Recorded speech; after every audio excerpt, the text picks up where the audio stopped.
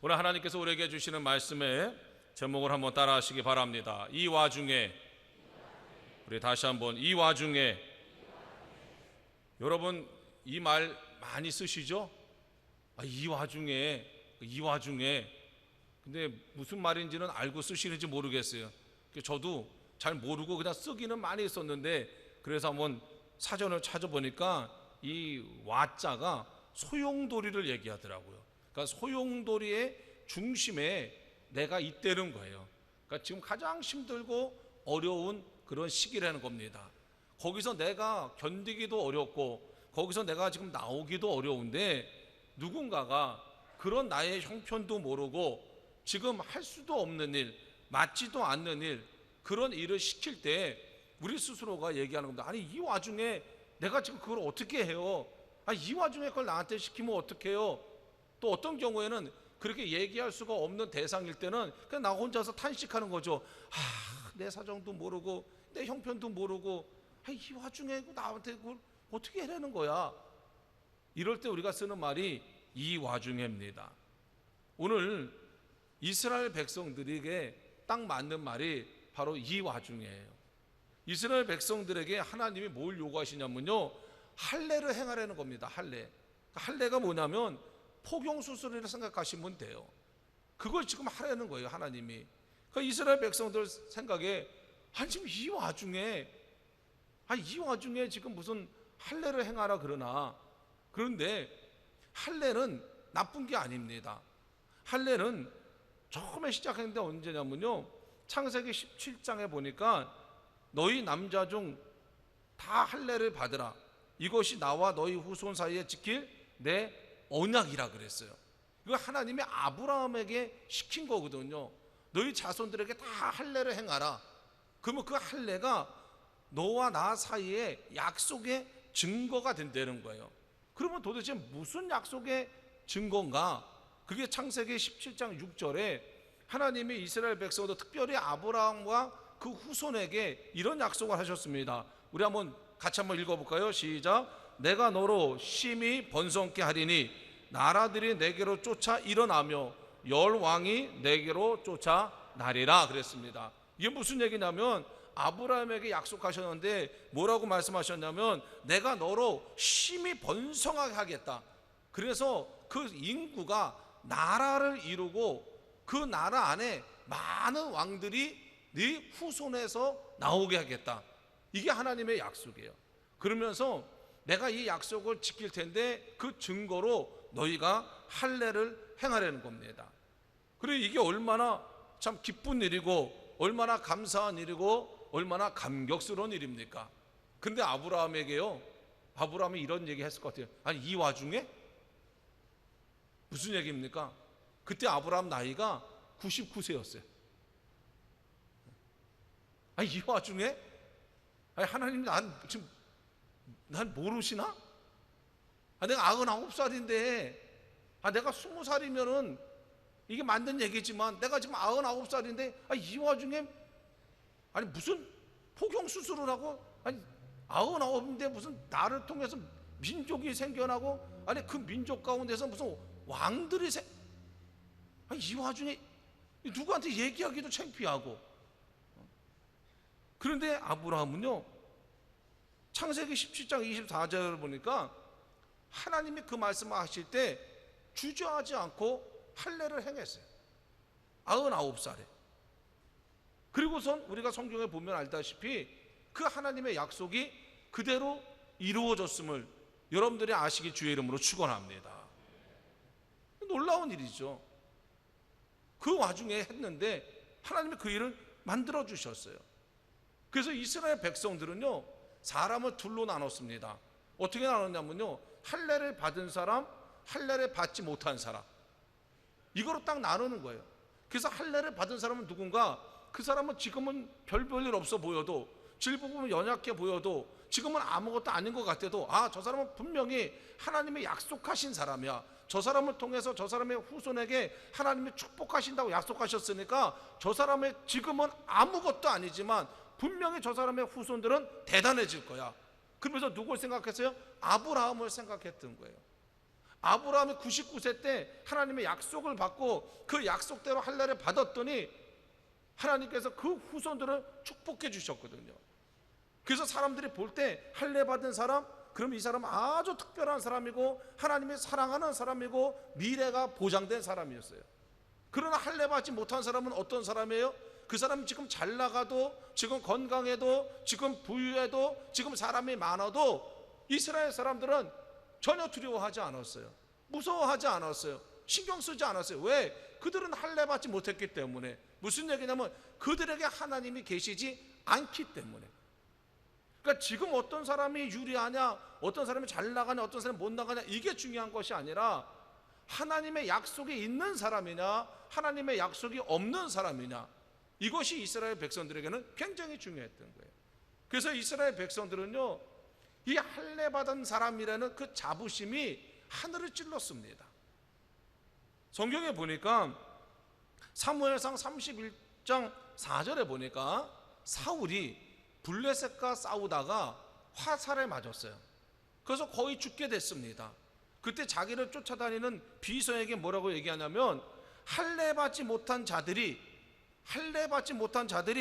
나를 찌르고 모욕할까 봐 내가 두렵다.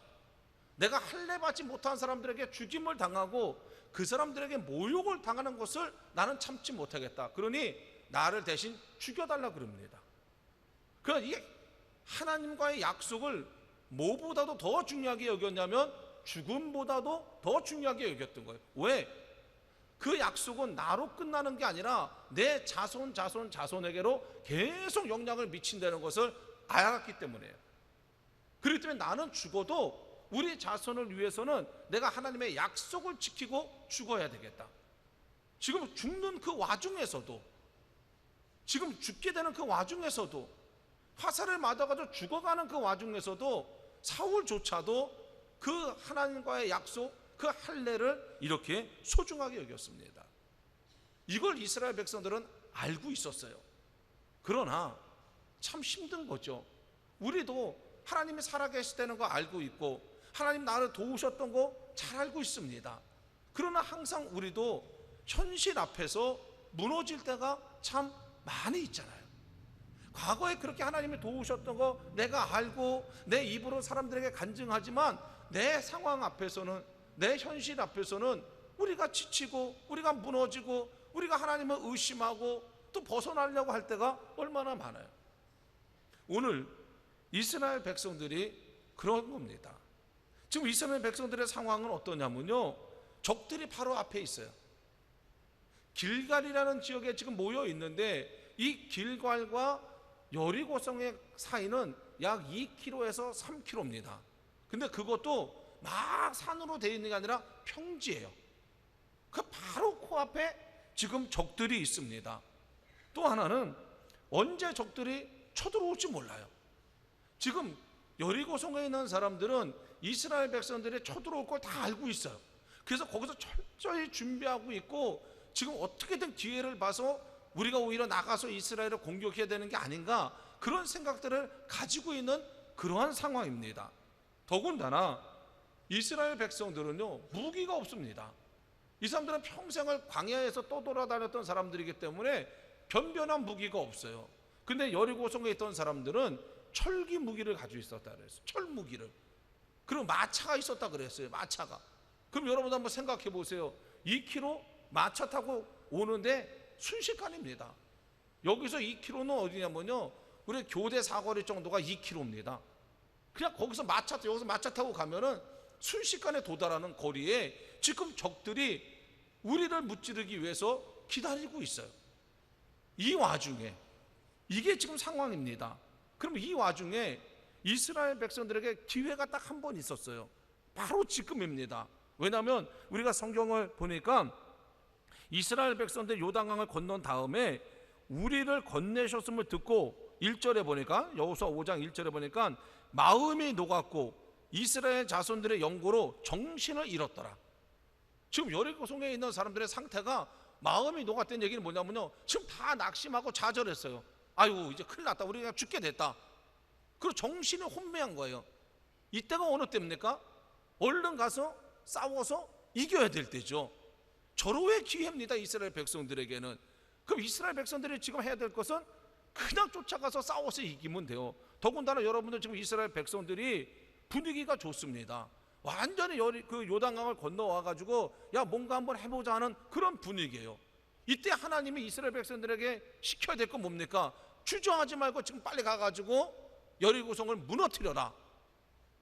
이게 맞는 얘기죠. 그런데 이 와중에 하나님께서 요구하신 건 뭐냐면 할례를 행하라는 거예요. 할례 좋은 거죠. 약속의 상징이죠.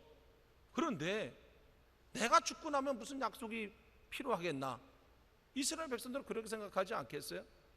아니 그거 받고 나면 어떤 일이 일어날지 이스라엘 백성들은 너무나 잘 알고 있어요. 우리도 어떤 일을 할까 말까를 결정할 때 그 일을 생각하는 게 아니라 그 일을 한 다음에 무슨 일이 일어날까? 그 일을 안 하면 무슨 일이 일어날까? 그걸 계산하고 내가 이 일을 할까 말까를 결정하지 않습니까? 이스라엘 백성들도 마찬가지예요. 자, 이스라엘 백성들이 생각하는 겁니다. 할례를 행하면 무슨 일이 일어날까? 첫 번째, 전쟁에 무조건 지는 겁니다. 전쟁에. 할례를 하는 걸 알고 여리고성에 있는 군인들이 가만히 있을 리가 없어요. 또 몰래 숨어서 할례를 받을 수도 없어요. 왜냐하면 여리고성에는요 그 당시에 뭐가 있었냐면 돌로 만든 망루가 있었어요.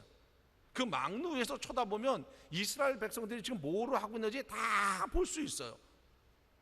그럼 거기서 지금 할례를 행한다. 그 망루에서 지금 24시간 이스라엘 백성들이 뭐 하나 보고 있는 사람들이 아니 저 사람들이 다 지금 아파서 드러누워 있다. 그럼 그 다음에 할 일이 뭐예요? 나가서 전쟁에서 이기는 거고, 반대로 이스라엘 백성들은 할례 받고 나서 아파서 누워있을 때 여리고성에 있는 사람들이 쳐들어오면 견뎌내지 못하고 죽을 수밖에 없는 겁니다. 이거를 이스라엘 백성들은요 예전에 경험했어요. 똑같은 상황을.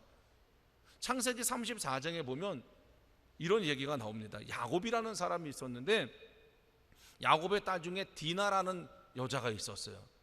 근데 이 야곱의 그 무리가 어디를 이동하다가 하몰이라는 사람이 그 민족에 사는 그 동네에 갔다가 그 하몰의 아들 세겜이라는 아들이 있는데 이 세겜이 이 야곱의 딸 디나를 겁탈을 해버립니다.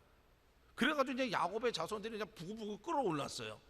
그때 하몰이 야곱을 찾아와서 뭐라고 얘기하냐면 우리 아들이 네 딸을 너무너무 사랑하는데 그냥 둘이 결혼시켜주면 안 되냐 이렇게 얘기합니다.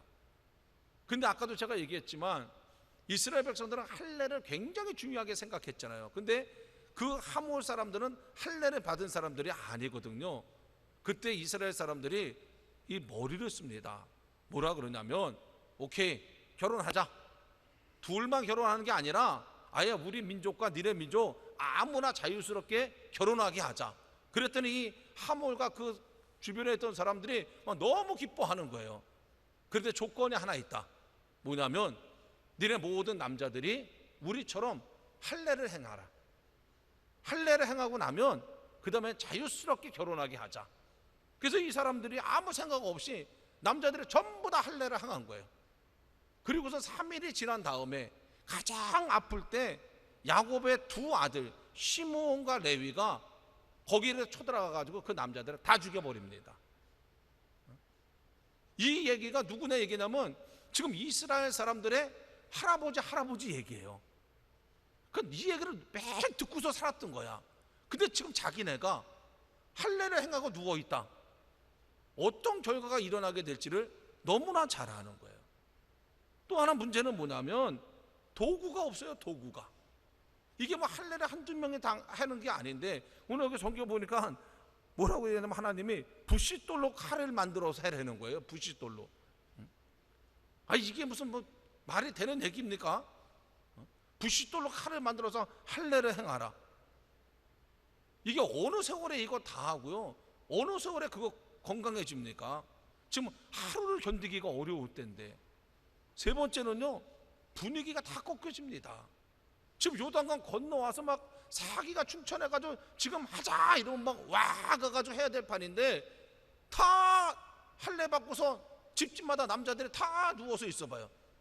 이게 분위기가 어떻게 되겠어요? 그러니까 이스라엘 백성들이 생각을 해보는 겁니다. 자, 우리가 하나님 말씀대로 이 와중에 할례를 행하면 어떤 일이 일어날까 생각해봤더니 끔찍한 거예요. 해서는 안 되는 거예요. 그런데 오늘 성경에 보니까 이스라엘 백성들이 주저하지 않고 할례를 행합니다. 주저하지 않아요. 그리고 할례를 행해요. 자, 도대체 어떻게 이스라엘 백성들이 이 와중에 이 상황에서 고민하지 않고 하나님의 명령에 순종할 수 있었을까? 그 몇 가지 이유를 우리가 알아야 됩니다. 저는 성경은 깔끔하게 이스라엘 백성들이 할례를 행했다 깔끔하게 나오지만 사실 그렇게 깔끔했겠어요? 자기들 나름대로는 무진장 고민했겠죠. 여러 가지 계산했겠죠. 그러나 계산한 후에 그래도 우리가 하나님의 말씀에 순종하는 게 훨씬 유익하다는 것을 깨달은 거죠. 오늘 우리도 마찬가지 아닙니까? 우리도 하나님께서 어떤 일을 우리에게 시켰을 때 제일 먼저 우리 상황을 살피잖아요. 하나님 이 와중에요? 그리고 생각하지 않습니까? 그래서 어떤 경우에는 생각한 다음에 난 절대로 안 돼, 지금은 아니야, 나는 아니야 하고 포기하는 분이 있지만 어떤 분들은 생각한 다음에 그래 해보자 이렇게 결론 내리는 분이 있어요. 저는 원하기는 오늘 말씀을 듣고 우리 모두가 고민은 하지만 하나님이 원하시는 결론을 맺게 되길 주의 이름으로 축원합니다. 자, 이스라엘 백성들이 어떻게 하나님의 결론으로 갈 수 있었는가? 네 가지 이유가 있어요. 첫째는 모압에서 철저한 교육을 받았습니다. 가나안 땅 들어가기 전에 이스라엘 백성들은 모압에다 모아놓고 열심히 교육했어요. 모세를 통해서 2달을 교육했다 그럽니다. 다른 거 교육하지 않았어요. 가나안 땅에 가면 네가 이렇게 살아야 된다, 가서 전쟁은 이렇게 해야 된다, 또 조직은 이렇게 짜야 된다, 뭐 이런 걸 교육한 게 아니라 딱 한 가지 교육했어요. 뭐냐면 불순종은 곧 멸망이다. 이거 하나 교육한 거예요. 불순종은 곧 멸망이다. 왜 너희 아버지가 40년 동안 가나안 땅에 들어가지 못한 이유가 뭐냐? 다른 거 있지 않아. 딱 하나야.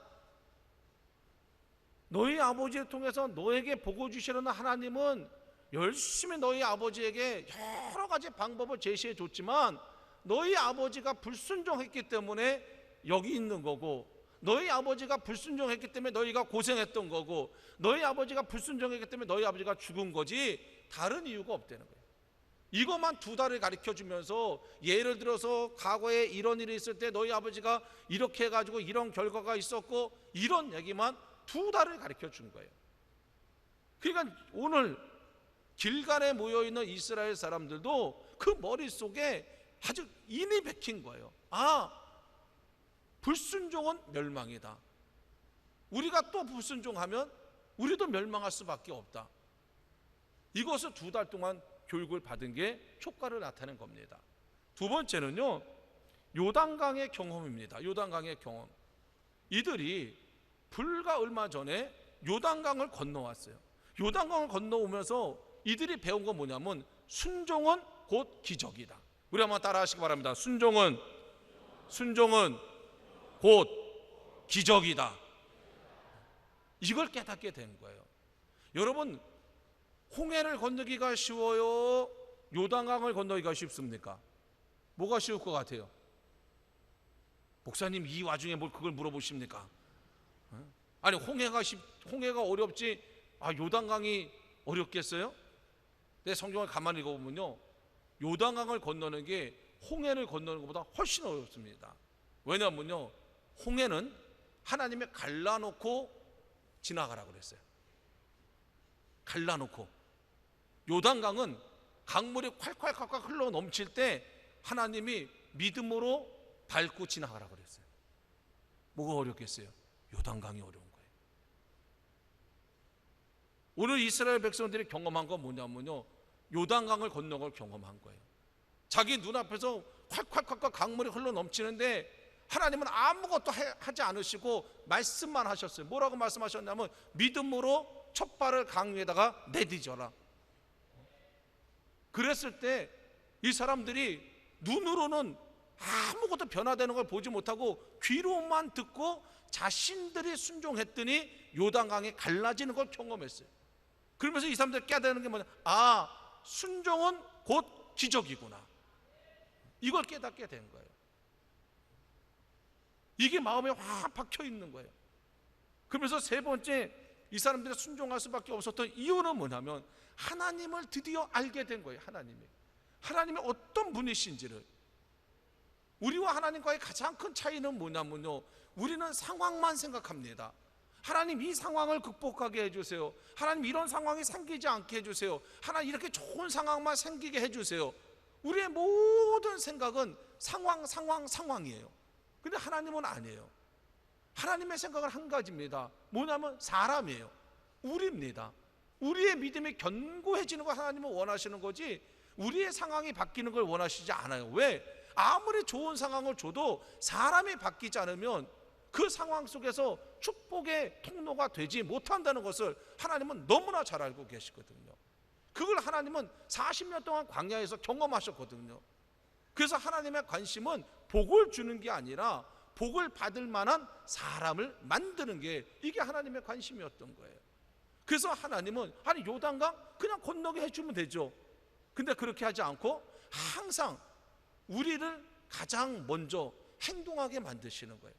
그래서 그 행동을 통해서 우리의 믿음이 자라게끔, 순종을 통해서 하나님을 깨닫게끔, 그래서 그 하나님을 또 다른 상황에 접했을 때 주저하지 않고 하나님을 다시 바라보게 하고 하나님의 말씀을 듣게 하고 그 말씀에 순종하게 하게끔, 이게 하나님의 목적임을 이스라엘 백성들이 깨달은 거예요. 그래서 이스라엘 백성들이 그래서 이 와중에 우리에게 할례를 행하라 그러는 거구나, 이걸 깨닫게 된 거죠. 마지막 네 번째는요, 자손을 위해서입니다. 자손. 할례가 뭐라 그랬어요? 약속이라 그랬어요. 약속.